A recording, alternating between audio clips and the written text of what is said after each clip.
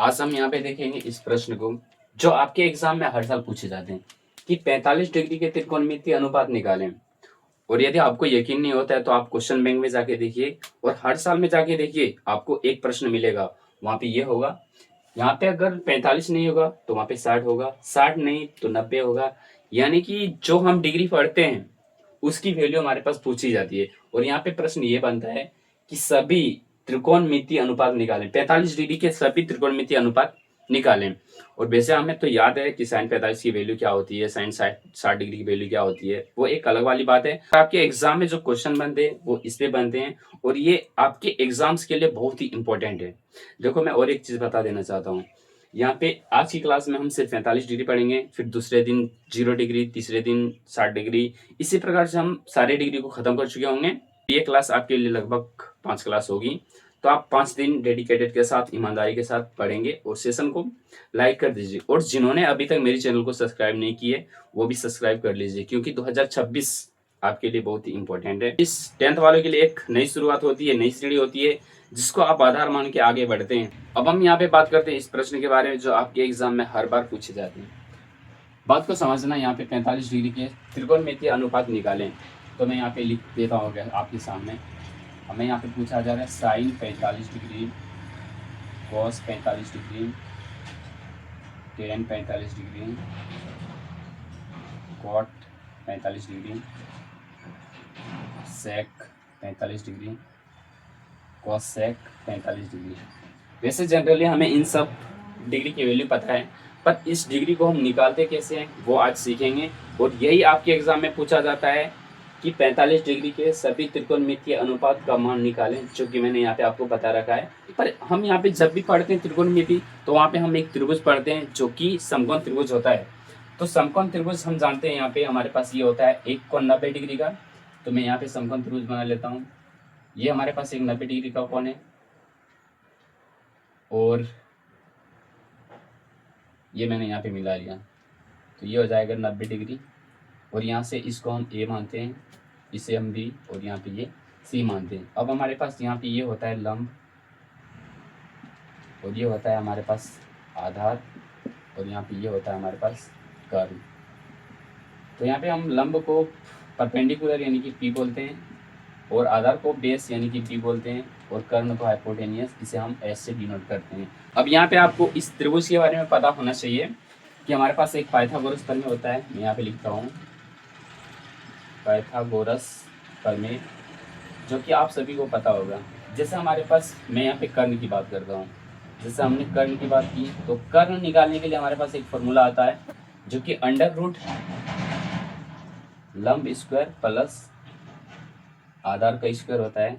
यानी कि यहाँ पे h की वैल्यू हम निकालेंगे तो ये हो जाएगा हमारे पास P square plus B square. इसका हम आगे यूज करेंगे और कैसे करेंगे वो हम आपको बताएंगे। फिलहाल आप यहाँ तक इसे रख लीजिए। अब चलते हैं हम यहाँ पे इस पे। तो यहाँ पे देखिए, ये कोण 90 डिग्री का है। हो सकता है ये कोण किसी भी प्रकार को, पर हमें एक डिग्री यहाँ पे 45 डिग्री का होना चाहिए, और वो अवश्य होना चाहिए। अगर 45 डिग्री का नहीं होता है तो वहां पे हम इसकी वैल्यू नहीं निकाल सकते हैं।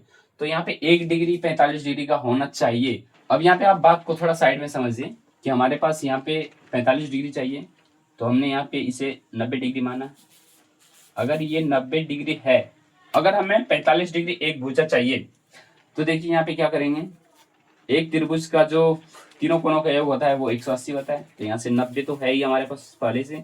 अगर मैं एक डिग्री को 45 मानता हूँ या फिर ले लेता हूँ, तो दूसरा ऑटोमेटिक हमारे पास 45 ही होगा, तब जाके हमारे पास ये 180 डिग्री के बराबर होगा।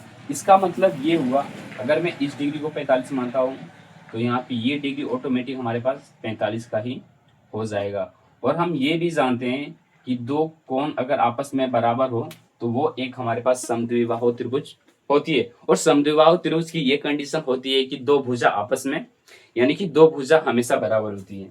तो यहाँ पे हम इस त्रिभुज को लेके चलेंगे,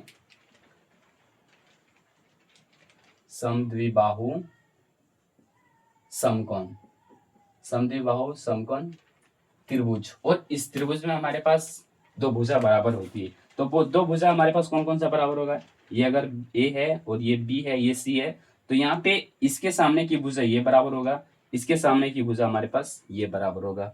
बात क्लियर?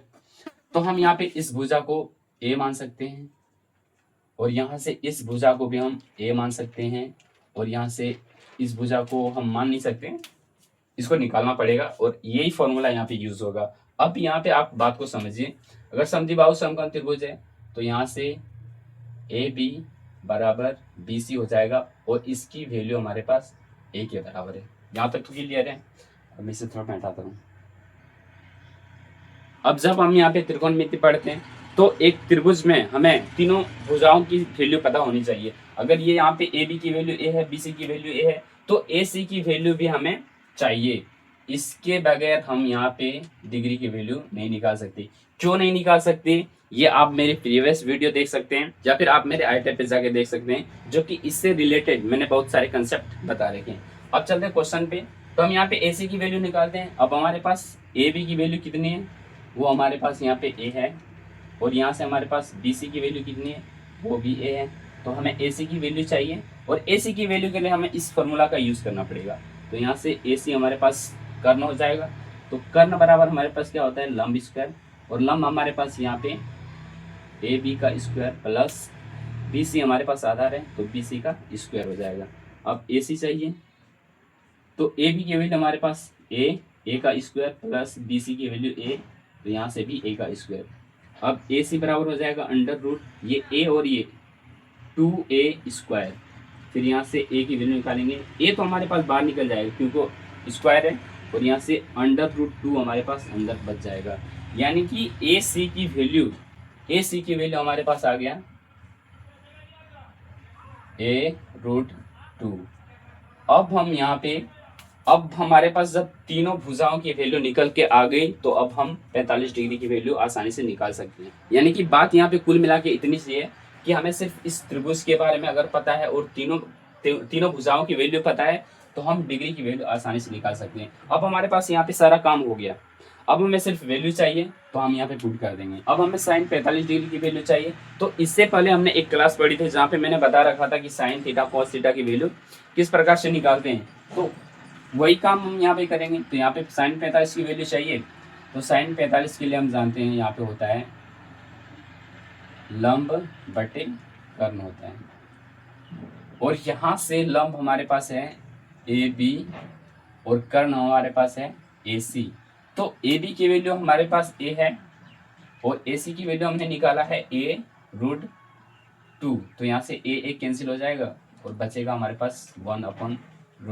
और सबको पता होगा कि साइन 45 डिग्री की वैल्यू हमारे पास 1/√2 ही होती है। अब हमें कॉस 45 डिग्री की वैल्यू चाहिए। मैं एक एक करके लिखता हूँ, इसे इरेज कर देता हूँ। अब हमें चाहिए कॉस 45, तो यहाँ से मैंने कॉस 45 डिग्री लिखा। और कॉस के लिए हमारे पास फॉर्मूला होता है आधार बटे कर्ण। अब यहाँ से आधार कितनी है हमारे पास, आधार है बी सी बटे ए सी। आधार की वैल्यू ए है और ए सी की वैल्यू a√2 है। ए से ए कैंसिल, बचा हमारे पास 1/√2। और सभी को पता है कि cos 45 की वैल्यू 1/√2 होती है। अब हमें चाहिए tan 45 डिग्री। तो tan के लिए फॉर्मूला हमने पढ़ा था लंब बटे आधार, और यहाँ से लंब हमारे पास कितनी है, ए बी है, और आधार हमारे पास कितनी है, बी सी है। तो आधार की वैल्यू, लंब की वैल्यू ए है और आधार की वैल्यू ए, यहाँ से कैंसिल होने के बाद इसकी वैल्यू 1। और सबको पता है tan 45 डिग्री की वैल्यू 1 होती है। अब हमें चाहिए cot 45 डिग्री। cot 45 के लिए आधार बटे लंब और आधार बी सी लंब ए बी, यहाँ से a बटे ए दोनों कैंसिल बराबर 1। अब हमें चाहिए sec 45 डिग्री। तो sec 45 के लिए हमें चाहिए कर्ण बटे आधार, और कर्ण की वैल्यू हमारे पास है ए सी बटे बी सी। कर्ण हमारे पास है a√2 और बी सी हमारे पास है ए से ए कैंसिल, √2 हो जाएगा। और सबको पता है sec 45 डिग्री की वैल्यू √2 होती है। अब हमें चाहिए cos sec 45 डिग्री, और यहाँ से ये हो जाएगा कर्ण बटे लंब। कर्ण की वैल्यू है ए सी आधार लंब की वैल्यू है ए बी। तो यहाँ से ए सी की वैल्यू a√2 है और यहाँ से ए बी की वैल्यू a है। ए से a कैंसिल, बचा हमारे पास √2। और यहाँ पे cos 45 डिग्री की वैल्यू √2 होती है, ये आप सभी को पता है। तो आज की क्लास में हमने यहाँ पे 45 डिग्री की वैल्यू सीखे। तो आप इस क्लास को जरूर से जरूर देखिए, क्योंकि आपके एग्जाम में हर साल ये क्वेश्चन, इस प्रकार के क्वेश्चन पूछे जाते हैं। और यहाँ पे ये प्रश्न इतनी भी बड़ी बात नहीं है, बहुत सा सिंपल बात है। सिर्फ आपको त्रिभुज के बारे में पता होना चाहिए, और जो कि मैंने बहुत अच्छी तरीके से समझा रखा है। फिर यहाँ पे पाइथागोरस प्रमेय का जो फॉर्मूला आता है वो याद होना चाहिए, फिर आप आसानी से आप इसे निकाल सकते हैं। और वैसे आपको यदि एक बार में समझ में नहीं आती है तो इस क्लास को आप 2 बार 3 बार, कम से कम एक क्लास को आपको 3 बार देखनी चाहिए, तभी जाके चीजें समझ में आती है। और पढ़ाई इतनी आसान नहीं होती है, जब तक आप दोबारा नहीं देखेंगे तो चीजें कहाँ से समझ में आएगा। इसलिए दोबारा देखने की प्रयास कीजिए। तो किसी भी क्लास को 2 बार देखने की प्रयास करिए और ये चीजें आपको समझना पड़ेगा।